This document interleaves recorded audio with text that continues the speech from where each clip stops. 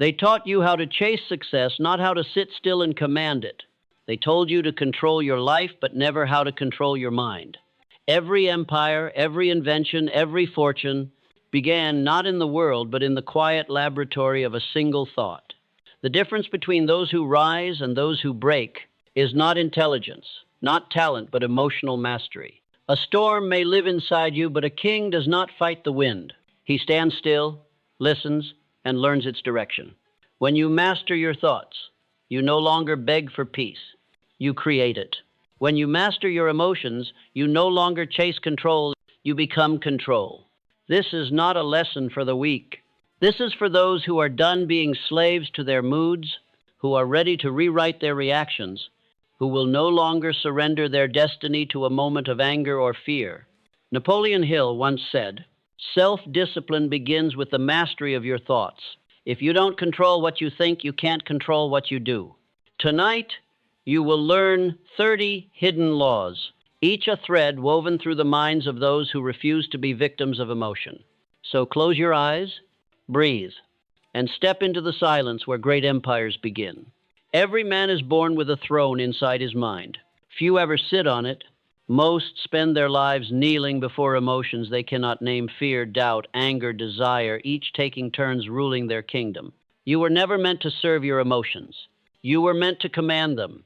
But command does not mean suppression. It means understanding. To master the storm, you must first step into it. Your thoughts are soldiers. Your emotions are the climate they march through. If the weather within you is chaos, your army scatters. But when the air becomes still, direction appears. Napoleon Hill taught that success begins with self-mastery. Before you build empires of wealth, you must build empires of awareness. And awareness begins with observation, not judgment. Watch your mind as if it belonged to someone else.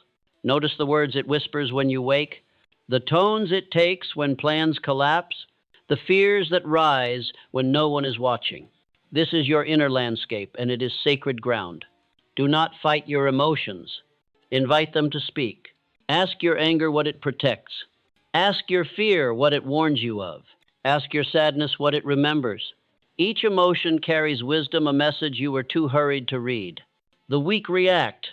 The strong reflect. The master listens. When a thought of failure enters, smile, you have caught a thief. When jealousy stirs, thank it. It has revealed where your hunger still hides. Every emotion is a teacher. Every reaction is an opportunity for refinement. Close your eyes. Breathe once deeply. Feel the space between thoughts. That silence is you. That is the throne. That is where calm power lives. The greatest leaders, inventors, visionaries, they did not silence their emotions. They harnessed them. They transmuted anxiety into strategy, loneliness into creativity, fear into faith. You must become the alchemist of your mind. Take the raw metals of feeling, melt them in the fire of awareness, and shape them into gold. Purpose, patience, peace. The world will always test your calm. But mastery is not proven in peace, it is proven in pressure. The man who stays centered in chaos becomes untouchable. He does not control the storm. He is the still point within it. Say this now, quietly. I am not my thoughts. I am the awareness behind them. I am not my emotions. I am the ocean beneath their waves. When you speak this truth, the noise begins to separate from the signal. You start to see that every emotion, no matter how dark, was never your enemy. It was energy waiting for direction. This is where mastery begins, not with others, not with money, not with success, but with self-command. For the man who conquers himself can never again be conquered by the world. The mind is a restless sea.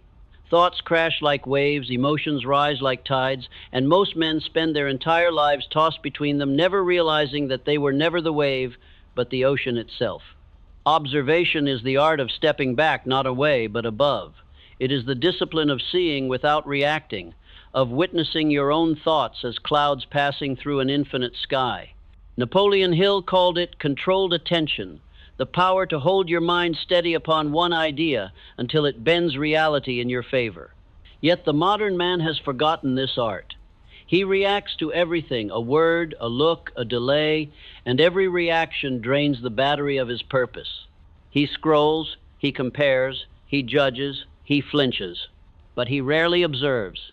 To master your thoughts and emotions, you must begin with the smallest act of power, the pause. The pause is sacred. It is the single moment between impulse and action, between emotion and response. In that still space lies your entire destiny. Every great decision, every act of genius, every moment of grace was born in that pause when a man refused to be a slave to his first reaction. So practice this. When emotion rises, do nothing. Do not label it. Do not fight it. Simply breathe and watch. The instant you observe a thought, it loses its control over you. Like a shadow disappearing under direct light, the emotion weakens in your awareness. Hill once wrote that calmness is a powerful human magnet. He understood that chaos cannot attach itself to a man who refuses to vibrate at its frequency. The world's noise seeks participation. Your attention is its oxygen. Withdraw your attention, and it starves. Observation is the highest form of intelligence because it requires no judgment. Judgment is reaction. Observation is awareness. The first creates tension, the second creates understanding. And from understanding comes freedom. Listen, every emotion in you is innocent. Anger is not evil. It is energy misdirected. Fear is not weakness. It is focus without faith. Sadness is not failure. It is the echo of something unloved. When you observe them without labeling, they begin to purify themselves. Your mind becomes a temple again, and each emotion becomes a visitor bringing truth. Imagine standing on the shore of your own consciousness. Waves crash, winds howl, storms rise, but you remain unmoved. You have seen storms before. You know that after every surge, the tide retreats. This is the art of the master, not to stop the sea, but to know its rhythm. The world will tell you that emotional control means suppression. But suppression is weakness in disguise. Real mastery does not bury emotion. It redirects it toward purpose. A disciplined man still feels everything, but nothing controls him. When criticism comes, he listens without collapsing. When praise arrives, he smiles without attachment. When fear whispers, he nods and walks forward anyway. He observes everything, but identifies with nothing. To reach that state, begin your daily training in stillness. Set aside 10 minutes each morning to watch your mind. Close your eyes. Let thoughts rise and fall. Do not chase. Do not correct. You will notice something. Miraculous thoughts lose their sharpness. They soften, like smoke dissolving in sunlight. This is awareness healing itself. Hill said, "The power of thought is the only thing you truly own." If that is true, then observation is the guardian of that power. For what you do not observe, you cannot own. And what you cannot own will eventually own you. Every great transformation begins when a man learns to witness himself. Before he changes the world, he must study his own weather. When he grows cold, when he ignites, when he dims. In that understanding lies the manual of his soul. You cannot improve what you do not understand, and you cannot understand what you will not observe. When you observe long enough, you begin to see patterns. Every time anger flares, you notice the same root pride or insecurity. Every time sadness returns, you trace it to the same story you've never released. Observation turns emotions into maps. It reveals the hidden architecture of your mind. And once you see the map, you are no longer lost. At first, you will fail. You will react again, shout again, worry again. Do not condemn yourself. Even the greatest sculptor began by striking stone. Each failure is a lesson in awareness, a reminder that you are watching, learning, evolving. Slowly, a gap widens inside you between what happens and what you feel. That gap is your throne expanding. In that space, your power grows. You begin to see life as a mirror, not a battlefield. Every person you meet reveals something you have yet to master. The impatient driver tests your calm. The critic tests your confidence. The betrayal tests your faith. And the moment you observe instead of react, you win. Observation is not passivity. It is power restrained until precision. It is the sword of a samurai drawn only when necessary, but devastating when it strikes. The observer does not rush. He waits, calculates, chooses. And because of that patience, he rarely misses. Look at nature, it does not hurry, yet everything is accomplished. The sun observes darkness and simply shines. The river observes rocks and simply flows. The tree observes seasons and simply grows. So must you. You are not here to control every outcome, only to observe with such clarity that right action becomes inevitable. When you see clearly, decisions make themselves. When you listen deeply, truth reveals itself. And when you feel fully, without fear, peace becomes permanent. Say quietly to yourself now, I am the witness of my mind. My thoughts are tools, not masters. My emotions are signals, not chains. I observe, and therefore I am free. Let those words sink in.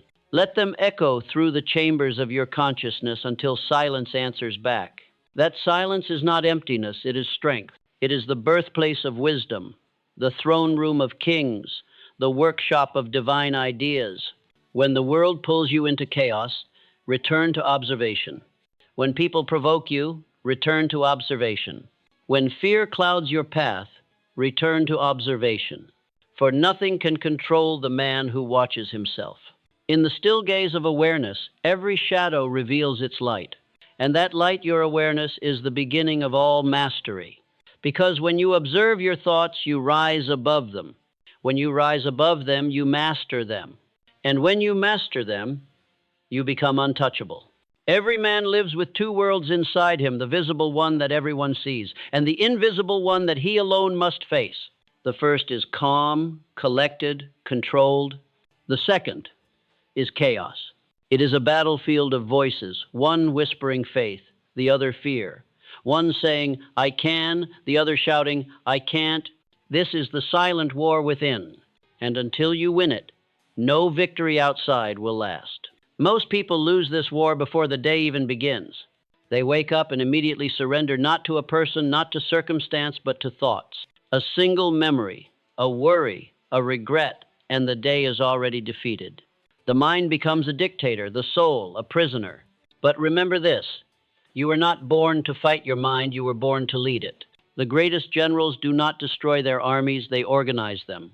Your thoughts are soldiers, confused perhaps, undisciplined but loyal, once trained.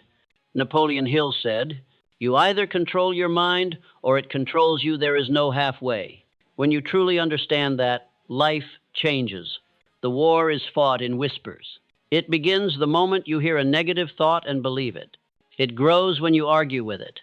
And it ends the instant you observe it without reacting. Because every thought feeds on your attention. Starve it and it dies. But let's be honest, the war is not quiet at first. It is loud.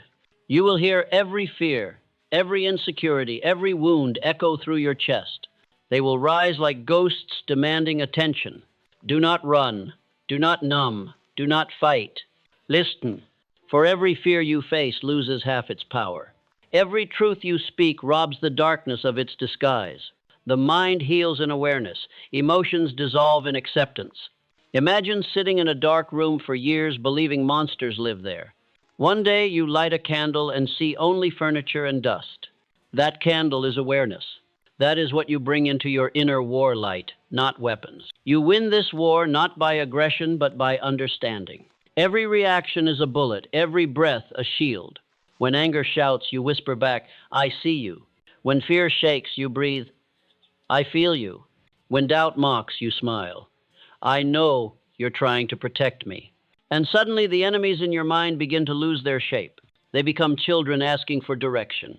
You realize the war was never against them, it was against your own misunderstanding of them. The man who does not know himself remains at war forever. But the one who studies his own darkness becomes unstoppable. Look deeper.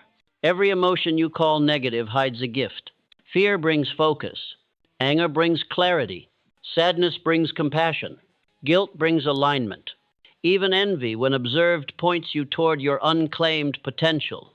You must learn to alchemize these feelings to turn poison into power. That is emotional transmutation, the hidden craft of all masters. The weak fight their emotions. The wise use them. They turn the burning of anger into drive. They turn the chill of fear into awareness. They turn the ache of loss into gratitude. That is how you transform the battlefield into a school. But here is what they never told you. The war within is not meant to end. It is meant to evolve. Each new level of peace will test you with new storms. Each new dream will summon new doubts. The stronger your vision, the louder the resistance. That is not failure, that is confirmation. It means you are entering new territory of the mind. The storm comes to test if you can remain still. The noise comes to test if you can stay focused. The darkness comes to test if you remember the light. You are not cursed for feeling conflict. You are chosen for carrying power. Power always creates resistance inside and out. So when the storm rises within, do not ask, why me? Ask instead, what part of me is ready to grow? The mind is like an untrained warrior. At first it swings wildly, hitting everything, even itself. But with awareness, it learns precision. With discipline, it learns patience. And one day, it learns peace not because the war stopped, but because the warrior grew wise enough to lay down his sword. That is true mastery, not absence of battle, but presence of balance. Now breathe. Slowly, feel the air enter your lungs like the voice of calm returning home. That is victory invisible yet complete. You will still have thoughts of fear. You will still feel the pull of doubt, but you will meet them with a new tone, not panic, but leadership. You will say, I hear you, I honor you, but I decide. That sentence is the flag of sovereignty in your mental kingdom. It declares that you are no longer a soldier, you are the commander. The mind will resist at first. It will test you. It will throw memories, temptations, stories, anything to make you react. It has learned survival through chaos. Peace feels unnatural to it. But hold steady. Keep returning to the throne. Keep breathing into silence. Because every moment you choose calm, your army learns order. Every moment you choose patience, your emotions learn loyalty. And every moment you choose understanding, your old self loses its crown. Do not be afraid of relapse. Do not fear setbacks. Each relapse is not defeat. It is data. It shows where the enemy still hides, where the wound still bleeds. Use it, study it, heal it. Napoleon Hill warned that the mind, left unattended, grows weeds of fear and doubt. Observation is the gardener's hand pulling weeds before they root. Faith is the sunlight turning what remains into growth. And gratitude is the water keeping the soil alive. You must tend to your inner garden daily, for neglect is the ally of chaos. Every time you choose awareness over reaction, a new flower blooms in the soil of your spirit. And one morning, without realizing, you wake up and notice something profound. The war has gone quiet. Not because it ended, but because you outgrew it. The battlefield became a sanctuary. The noise became guidance. The fire became light. You walk through the same world, but nothing can touch you the same way. The insult loses its sting.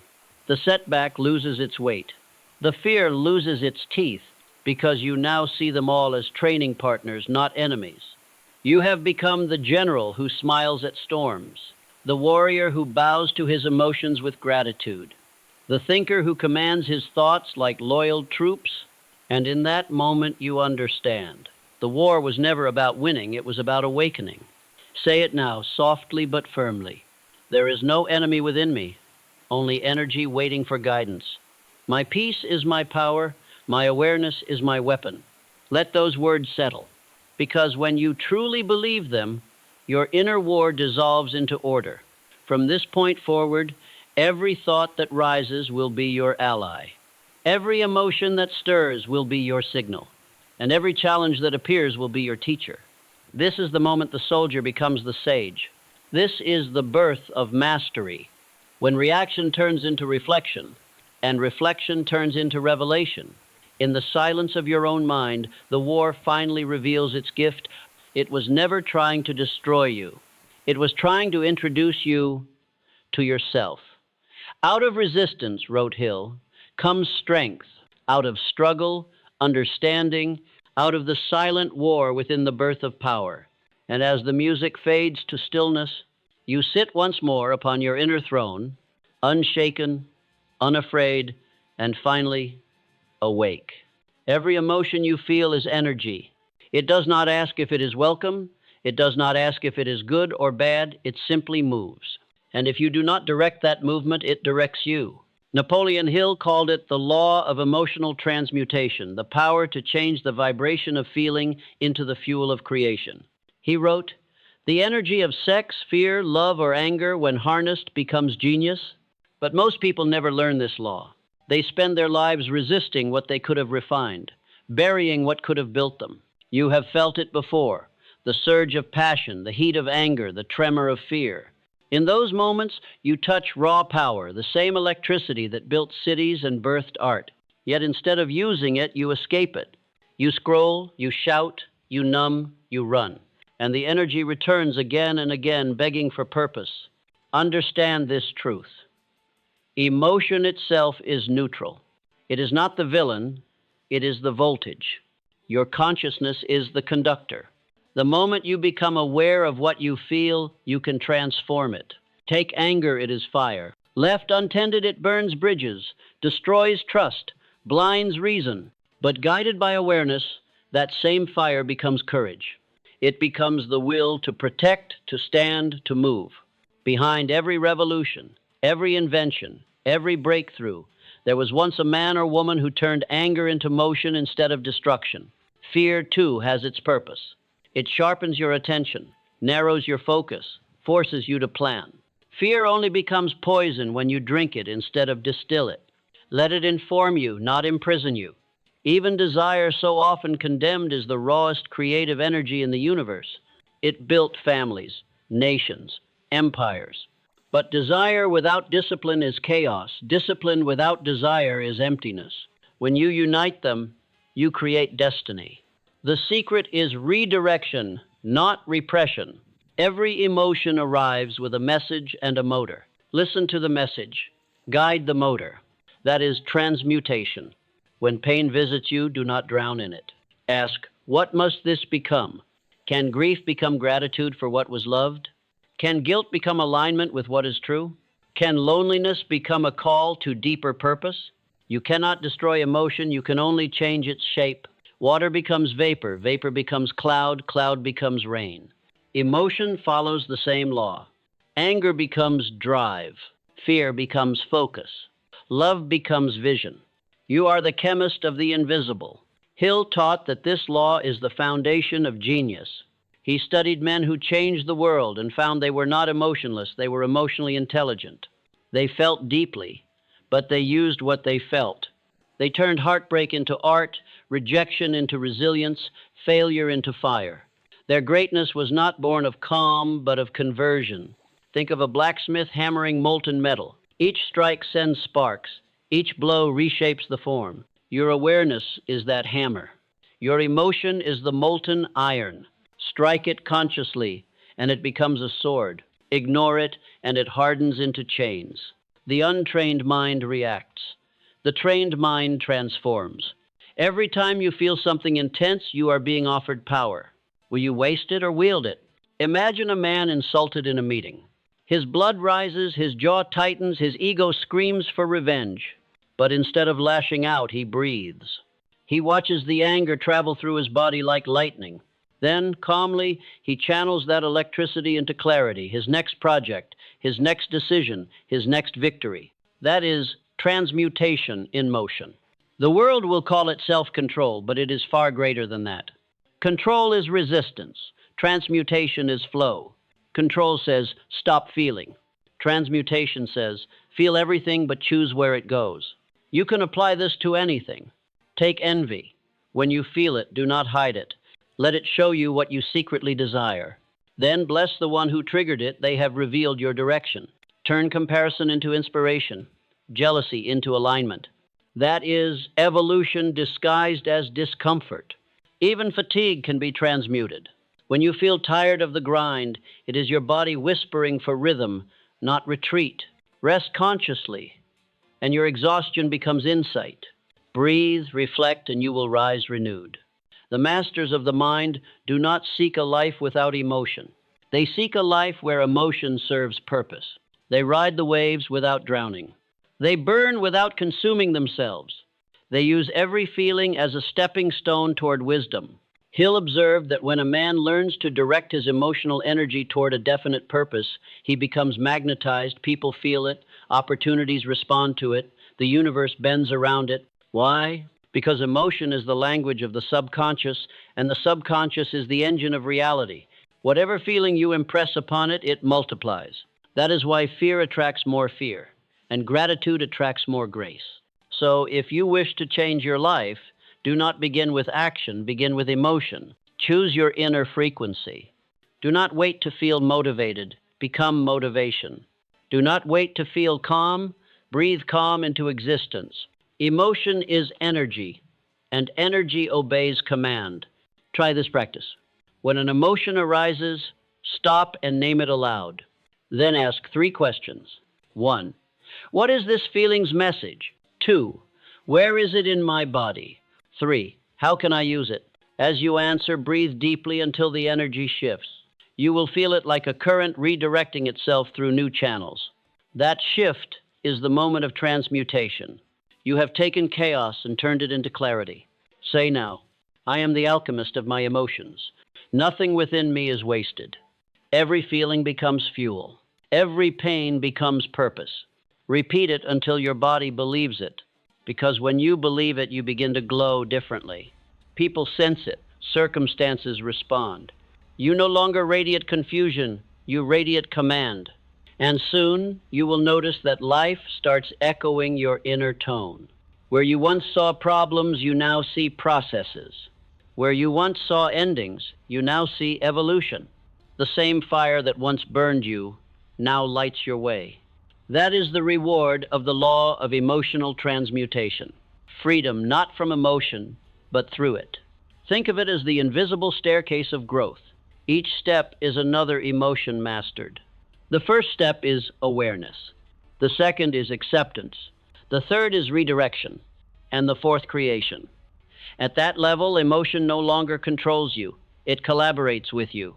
A man who reaches this state no longer fears feeling. He can sit in sadness and still smile. He can face fear and still act. He can love fully and still let go, because he knows every emotion has a higher form waiting to be born. The weak drown in emotion. The wise dive into it and emerge with treasure. The treasure is insight, empathy, resilience, power. It is the ability to stand in the fire and not lose your form. So tonight, when emotion rises, welcome it. Invite it to sit beside you. Ask it what it wants to become. Then guide it towards something worthy. A dream, a goal, a vision, a prayer, and feel the transformation begin. Soft strings rise, the rhythm slows. The man who learns to transmute emotion into purpose, Hill wrote, possesses a power that no circumstance can match. Remember this, emotion is energy. Energy is life. And life, when consciously directed, becomes destiny. Breathe deeply now. Feel every current of energy within you aligning toward calm. The storm no longer threatens, it empowers. The fire no longer burns, it builds. The emotion no longer controls, it creates. This is the law of emotional transmutation. And once you live by it, you no longer fear your feelings. You forge your future with them.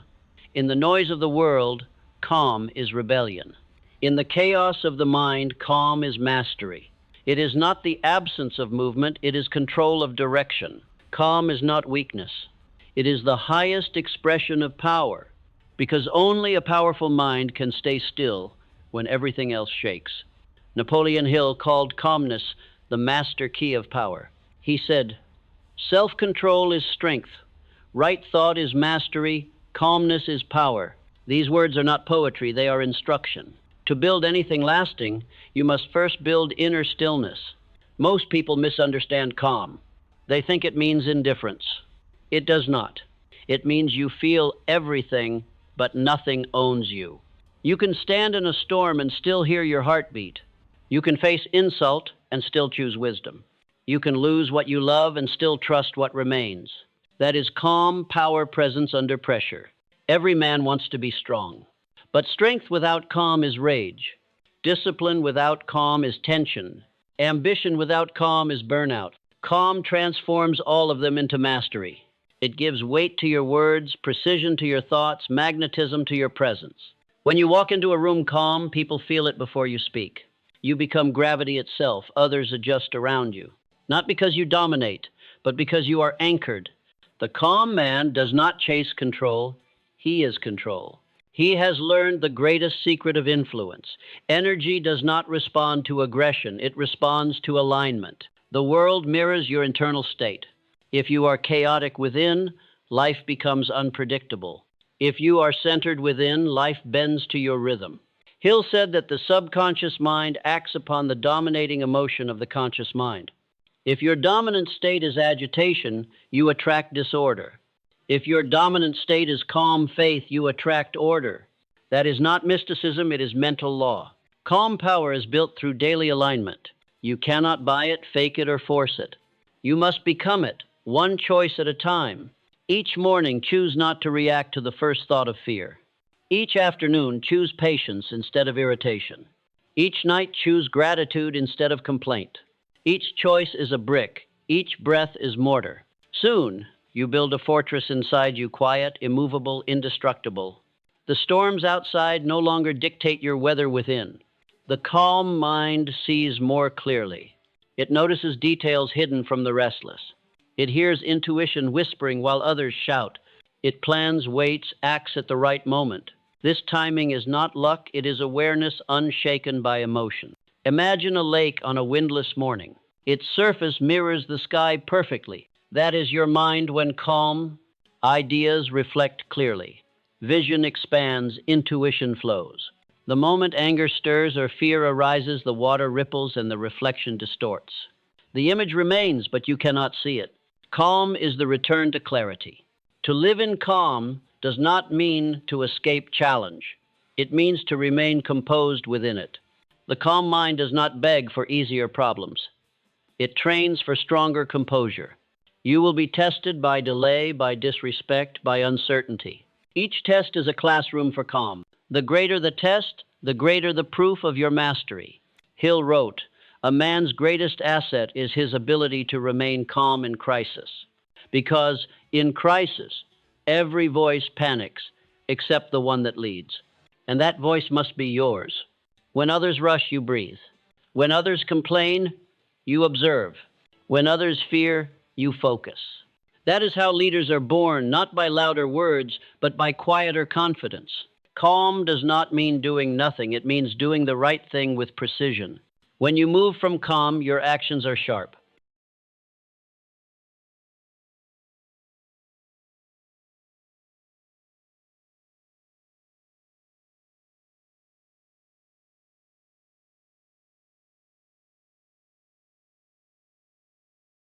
When you speak from calm, your words are truth. When you think from calm, your decisions are aligned with vision, not emotion. The universe rewards calm because calm is faith in motion. It says, "I trust the process even when I don't control it." And the moment you truly trust, life begins to move in your favor. Try this. Whenever you feel overwhelmed, slow everything down. Drop your shoulders. Unclench your jaw. Breathe deeply 5 seconds in, 5 seconds out. Then, in that silence, ask yourself one question. What would my highest self do right now? The answer will come not as noise, but as knowing. Because calm opens the channel where wisdom speaks. The frantic mind wants solutions, the calm mind receives them. You will notice something remarkable. When you are calm, people begin to change around you. Arguments dissolvent faster. Opportunities appear. Even time seems to stretch. Because calm bends perception, it slows the world to the rhythm of your breath. Calmness is also protection. It shields your energy from manipulation. The man who reacts is easy to control. The man who remains calm cannot be touched, because his response is chosen, not triggered. This is why the powerful are calm, not because they fear nothing, but because they have faced everything inside themselves. Their silence is not emptiness, it is readiness. The calm man does not need to prove his strength. He knows that a lion does not roar to show power. It roars to warn weakness. True strength moves in stillness. In relationships, calm creates understanding. In business, calm builds credibility. In self-mastery, calm is the crown. But how do you become calm in a world built on noise? Through ritual. Each day, create a sacred pause, 10 minutes of silence, no screens, no stimulation. Sit and breathe. Let thoughts come and go. At first, your mind will resist it, will race, shout, demand, but remain still. Every time you choose stillness, your inner muscles strengthen. Every time you return to breath, you teach your nervous system that safety lives within, not outside. After days, you will notice the shift. Calm becomes your default. Your reactions slow. Your words soften. Your presence deepens. When people shout, you listen. When chaos erupts, you remain unmoved. And soon, the world begins to orbit around your peace instead of your panic. Calm power is not given, it is earned through practice. The practice of pausing before reacting. The practice of breathing before deciding. The practice of faith before forcing. Each time you pause, you rewire your mind. Each time you breathe, you expand your influence. Each time you trust, you create new order in your world. The calm man wins not because he is lucky, but because he is ready. He acts when others overthink. He speaks when others shout. He stands when others crumble. He is not faster, he is steadier. And steady is stronger than fast. Hill said, "A mind composed is a mind creative. And creativity is the true signature of mastery. Calm gives birth to solutions that force never could. It turns chaos into clarity, reaction into reflection, struggle into structure." Say this quietly now. My calm is my command. My peace is my power. I respond, I do not react. I create, I do not chase. Let those words anchor you. Feel them settle deep into your body until silence becomes your natural state. When you can remain calm in the face of what once triggered you, you have evolved.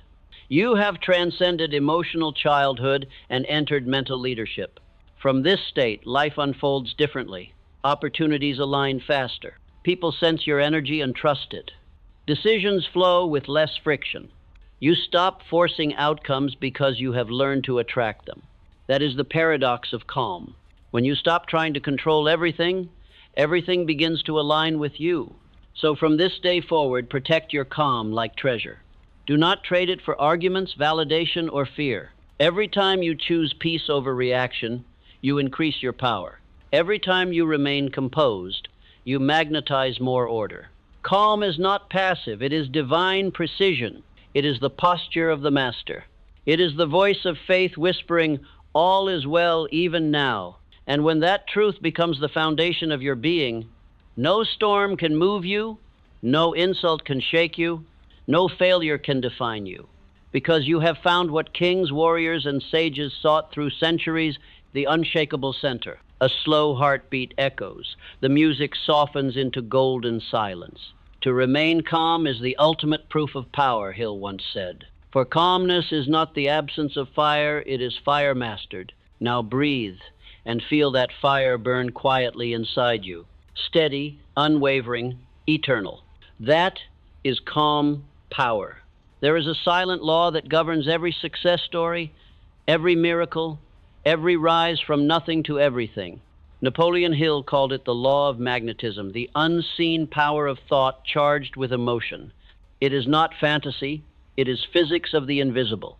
Every thought you hold with emotion becomes a signal. Every belief you repeat becomes a magnet. And what you believe long enough, the world eventually mirrors. Most people never realize this. They live reactive lives, pulled by outer events, unaware that their inner current sets the course. They think life happens to them, not through them. But the wise know. Thought is cause. Reality is effect. Your mind is a field of energy.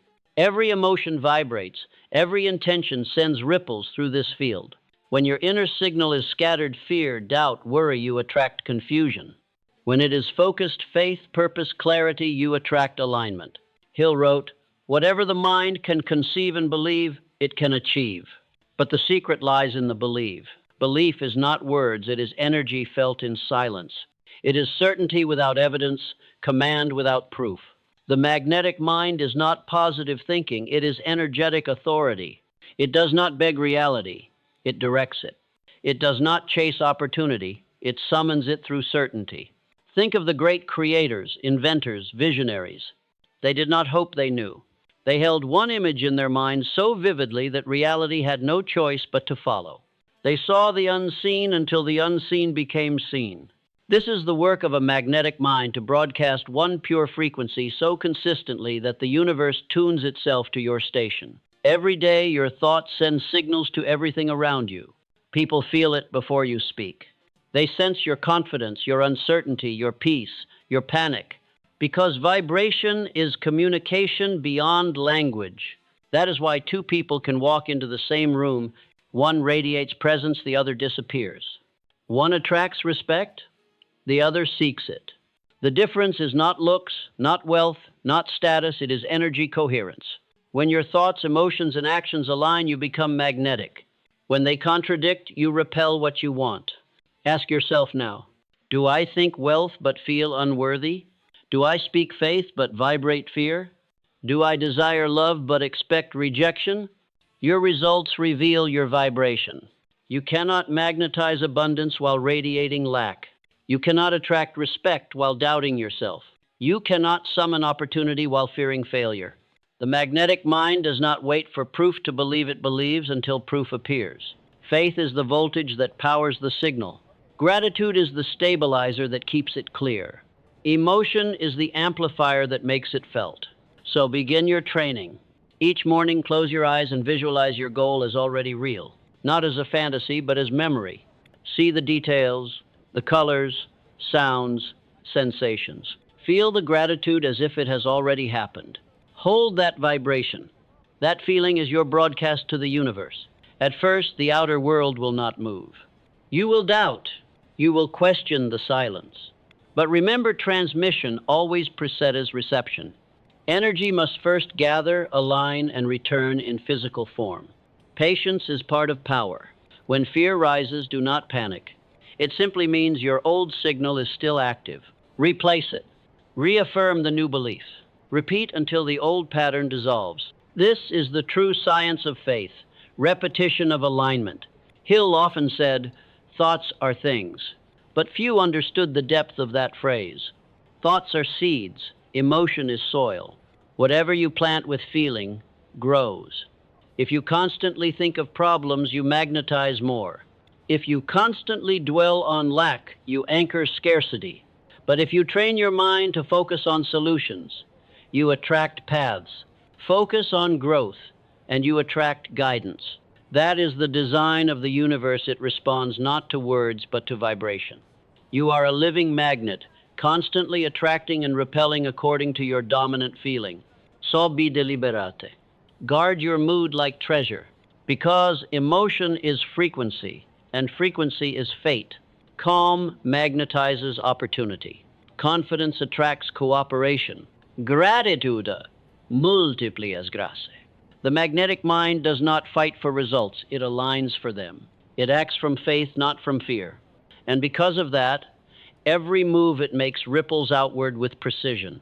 You can test this law in small ways. Wake tomorrow with gratitude before opening your eyes. Whisper, "Thank you for what already is." And notice how your day unfolds differently. Your outer circumstances may not change immediately, but your energy will, and that shift starts everything.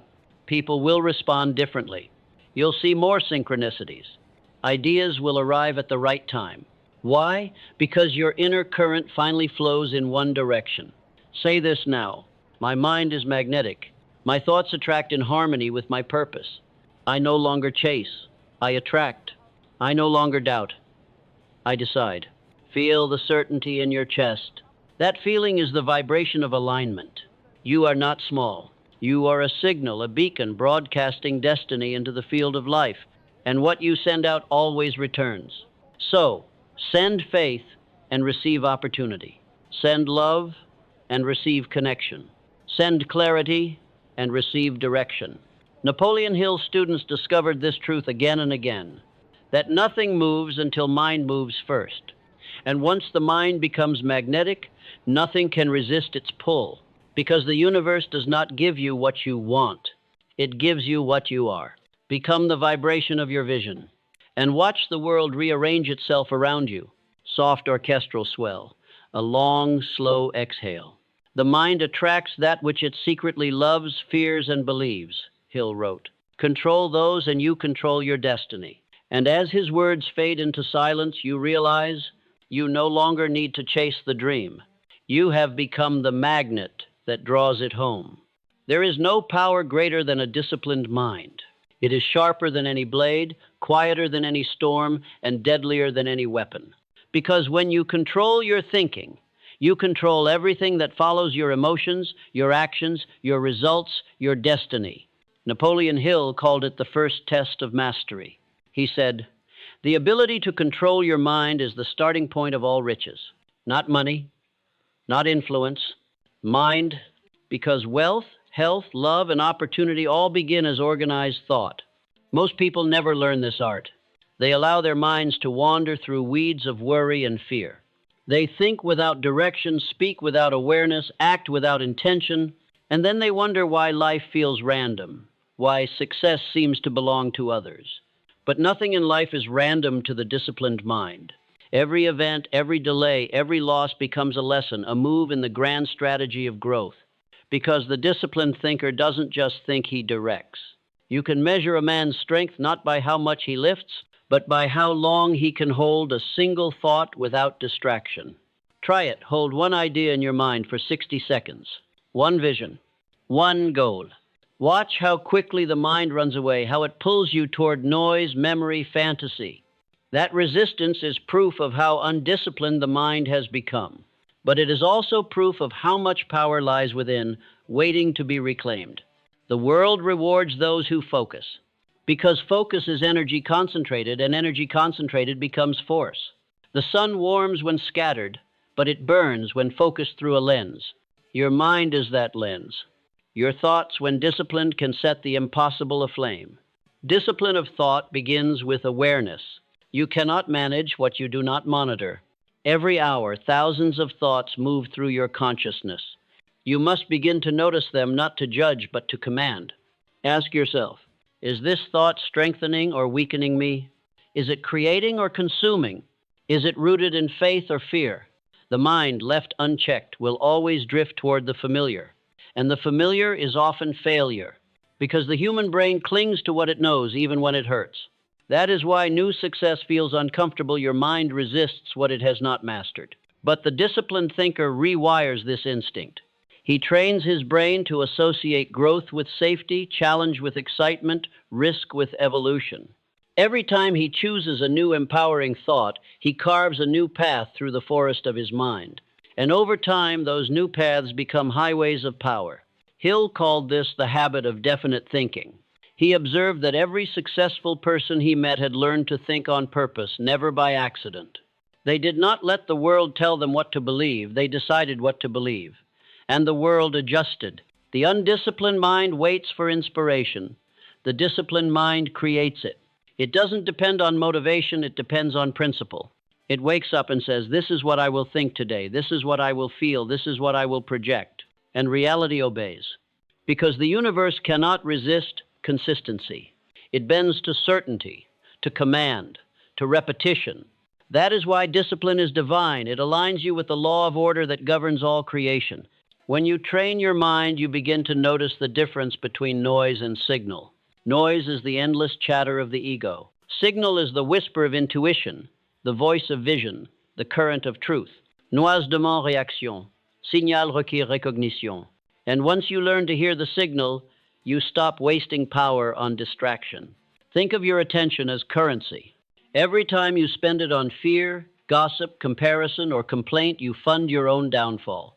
But when you invest it in learning, planning, gratitude, and creation, you build an empire. Hill said, concentration is the highest form of self-control because it forces the mind to obey. It demands patience, repetition, and presence. It is not glamorous, but it is holy. To build the discipline of thought, you must practice 3 steps daily. First, command your morning.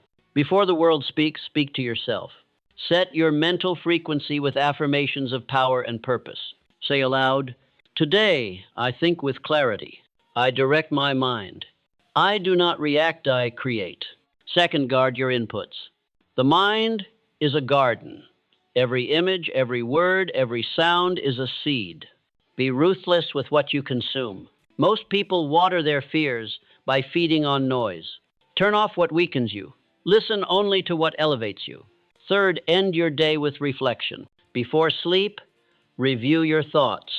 Ask, what did I think most today? Did those thoughts build me or break me? Awareness at night rewires intention for morning. This is how warriors of mind sharpen their edge. The disciplined mind does not dwell on problems, it dwells on purpose. It sees obstacles but immediately asks, how can this serve me? It refuses to gossip, refuses to blame, refuses to worry. Not because it is naive, but because it knows energy follows focus. When you think consistently in alignment with your vision, you begin to notice something extraordinary. Life starts to respond faster. People call it luck, but it is precision. It is the echo of discipline returning as destiny. The disciplined mind is also kind, because it no longer projects pain onto others. It no longer reacts to insult or provocation. It simply observes and decides, this thought does not serve my peace, I release it. That release is freedom. Over time, your mental discipline becomes your aura. People will feel safer around you, drawn to your steadiness. They will call you wise, but it is not wisdom, it is training. They will call you lucky, but it is not luck, it is focus. Discipline of thought is not a cage, it is wings. It gives you the ability to fly above confusion and see the map of life clearly. It turns chaos into choreography, randomness into rhythm. When your mind obeys you, the world follows. Say this now, my thoughts are my servants, not my masters. My mind follows my command. My focus is sacred, and I guard it fiercely. Let that truth settle deep within you, because the moment you believe it, your inner voice changes tone. It no longer pleads, it instructs. It no longer doubts, it directs. And soon, your thoughts begin to move like soldiers again. Precise, calm, coordinated, faithful. They march toward one vision, one goal, one destiny. That is the discipline of thought, not the absence of distraction, but the dominance of direction. Soft music swells calm but determined. A quiet breath, then stillness. Control your mind, Hill wrote, and you control your life. Let it control you and you control nothing. The choice, as always, is yours. Faith is not belief without evidence. It is confidence born before evidence. It is the unseen current that moves mountains long before hands begin to dig. Napoleon Hill wrote, faith is the only known antidote for failure. He did not speak of blind optimism. He spoke of a spiritual electricity that charges thought with life, a vibration so certain that the universe bends to it. Faith is energy. It has weight, frequency, presence. It turns ideas into substance, words into worlds. Every great achievement in history was powered by it, men who acted as though success were already done, women who walked into the unknown certain that destiny awaited them there. Without faith, the mind hesitates. It second guesses, analyzes, delays, and every delay weakens momentum. With faith, hesitation dissolves into movement, doubt transforms into daring. You feel guided rather than guessing. To master your thoughts and emotions, you must learn to feel faith, not just think it. It must hum through your body like quiet thunder, an unspoken knowing that says, no matter what appears, I am supported. Most people confuse faith with hope. Hope waits. Faith moves. Hope prays for light. Faith walks in darkness, knowing light will follow. This is why the energy of faith is unstoppable. It carries no tension. It is calm certainty. It does not fight reality. It instructs it. Look at nature. Every seed has faith. It does not argue with the soil. It surrenders to darkness, trusting that within that silence, expansion is already happening. It cannot see the sun, yet it grows toward it. That is faith in its purest form, quiet alignment with unseen order. Faith begins with a single thought held long enough to become feeling. You repeat, I can, I will, I am capable, until the body believes it. That vibration radiates outward, calling circumstances that match its tone. Faith does not make things easy, it makes them inevitable. The disciplined thinker learns to feed faith through 3 actions. First word, Speak only what you desire, never what you fear. Words are containers of energy. When you say, I can't, you instruct your subconscious to close. When you say, I will find a way, you command it to open. Second vision. Hold mental pictures of victory with sensory detail. The subconscious cannot distinguish between imagination and reality. What you vividly imagine and emotionally feel, it accepts as fact and works to reproduce. So see yourself already living your result. See it, breathe it, own it. Third emotion. Charge your vision with gratitude before it happens. Gratitude is the spark that turns static thought into magnetic faith. When you thank life for what has not yet appeared, you prove that you already believe. Faith does not deny difficulty. It redefines it. It says, this challenge is not punishment, it's preparation. And suddenly, resistance becomes training. Every setback you faced was faith sharpening your edge. Every delay was the universe aligning timing. The faithful mind stops asking, why me? And begins asking, for what purpose? That single shift changes despair into destiny. Fear and faith are the same energy facing opposite directions. Fear imagines failure. Faith imagines fulfillment. Fear drains vitality. Faith fuels it. You cannot feel both fully at once, so when fear arises, do not fight it. Simply redirect its current toward faith. Say quietly now, I transform fear into fuel. I walk by faith, not by sight. My belief is the bridge between thought and reality. As those words vibrate through you, notice how the heart slows, how the breath deepens. That calm certainty is faith's signature. It feels like silence, but carries the strength of thunder. Faith also purifies emotion. When anger meets faith, it becomes courage. When grief meets faith, it becomes gratitude. When desire meets faith, it becomes creation. Faith is the great transmuter of energy. It refines every vibration into power. The energy of faith is contagious. Stand near a person who truly believes, and you will feel your own spine straighten. Their presence says without words, it is already done. That assurance awakens the same potential in others. This is how leaders move crowds. They transmit faith, not facts. But remember, faith must be practiced, not performed. You strengthen it the same way you strengthen muscle, by lifting weight. Every trial is a repetition. Every disappointment, resistance training. The more you lift, the stronger your certainty becomes. There will be nights when faith flickers. In those moments, return to stillness. List everything that once seemed impossible but now exists. Each proof rekindles the flame. Then whisper, if I survive that, I can rise again. Faith is cumulative. Every act of trust builds a record your subconscious cannot ignore. Soon it stops doubting. It starts obeying. And once the subconscious obeys, reality follows. Napoleon Hill said, faith is the eternal elixir which gives life, power, and action to the impulse of thought. Understand the chemistry behind those words. Thought is the spark. Emotion is the fuel. But faith is the ignition. Without it, nothing moves. When you act from faith, you vibrate certainty. You no longer beg for results, you expect them.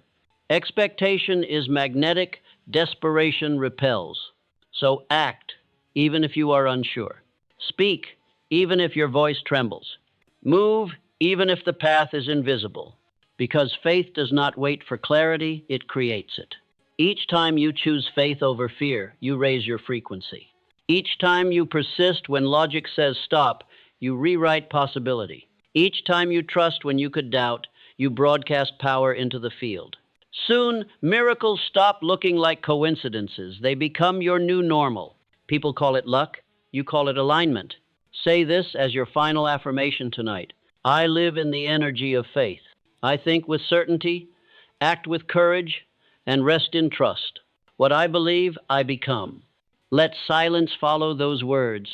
Feel the current of faith glowing quietly beneath your skin. That is the same current that moved Hill, that built every dream you admire. Remember, faith is not a step you take once. It is the ground you walk upon forever. And as long as you keep walking, the path will rise to meet your feet. There comes a moment in every seeker's journey when striving falls silent. The man who once chased power, control, and perfection suddenly understands he was never meant to conquer life, only to align with it. Napoleon Hill called this moment the crowning point of all understanding, the instant when discipline turns to grace, when control becomes harmony, when the mind no longer wrestles with itself because it has remembered its rightful throne. This is the crown of mastery. It cannot be bought, forced, or faked. It appears only when the storm within has been fully heard, felt, and transformed. You do not wear this crown upon your head. You wear it within your presence. It is invisible, but the world feels it. The crowned mind walks through life differently. Not faster, not louder, but deeper. He listens more than he speaks. He sees patterns where others see problems. He forgives because he understands. He commands because he is calm. He has learned that true mastery is not control over others, it is peace with self. To be unbothered by chaos, unshaken by doubt, untouched by the noise of the crowd, that is the purest power a human being can hold. The crown of mastery is forged in fire. Every doubt you've faced, every failure you've endured, every heartbreak you've healed, each was a hammer shaping your spirit. Every disappointment, a chisel refining your patience. Every act of persistence, a jewel set into your inner crown. The process was never punishment. It was preparation. Life was not trying to break you, it was trying to build you into someone who could hold light without trembling. The master no longer chases peace, he radiates it. He no longer fights emotion, he guides it. He no longer clings to outcomes, he trusts divine timing. Faith has become his default, calm his armor, clarity his crown. Hill wrote, "The one who masters himself masters all circumstances." And he was right, because when the inner world is ordered, the outer world has no choice but to follow. Imagine standing at the edge of your own life, looking back at every storm, every fear, every lesson. Can you see it now? How the pain built patience, how the rejection built resilience, how the waiting built wisdom. Nothing was wasted. Every shadow had purpose. Every tear polished your crown. And now you stand in quiet power, no longer needing validation, no longer reacting to noise, no longer afraid of uncertainty. You have become the still point in a spinning world. This is the highest form of wealth, to remain peaceful in any condition and powerful in every moment. Mastery is not about never falling. It is about rising faster, softer, wiser each time. It is about meeting darkness and saying, "You may visit, but you cannot stay." It is about meeting fear and saying, "You may speak, but I decide." The master is not fearless, he is faithful.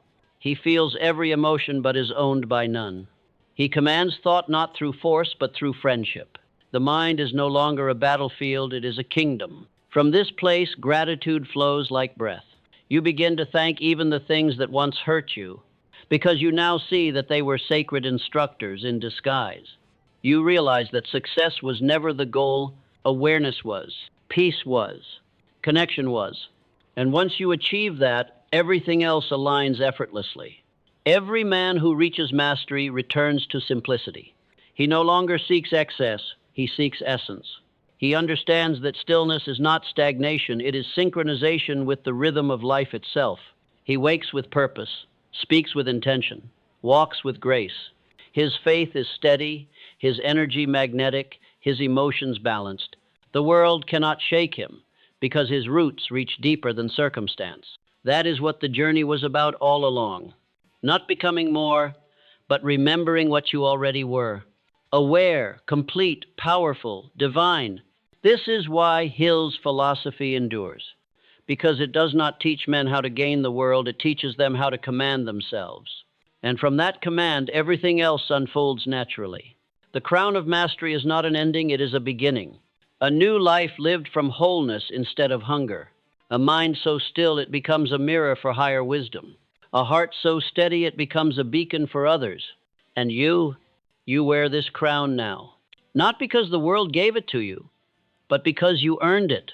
Through every choice to stay calm when chaos called, through every moment you chose faith over fear, through every time you stood back up when doubt tried to bury you. You are proof that awareness conquers emotion, that faith conquers fear, that stillness conquers storm. So as this journey closes, repeat these final words, not as affirmation, but as declaration. I am the master of my mind. I am the ruler of my emotions. I am calm power in motion. I am faith embodied, peace alive, and purpose awakened. Pause. Breathe. Let silence complete the sentence. You have reached the summit not by escaping the world, but by mastering your inner one. And from this height you see clearly at last, the kingdom was never somewhere out there. It was within you all along. The greatest of all victories, Napoleon Hill wrote, is the victory over self. For when that battle is won, every other becomes effortless. And now you wear that victory as your crown, silent, steady, eternal.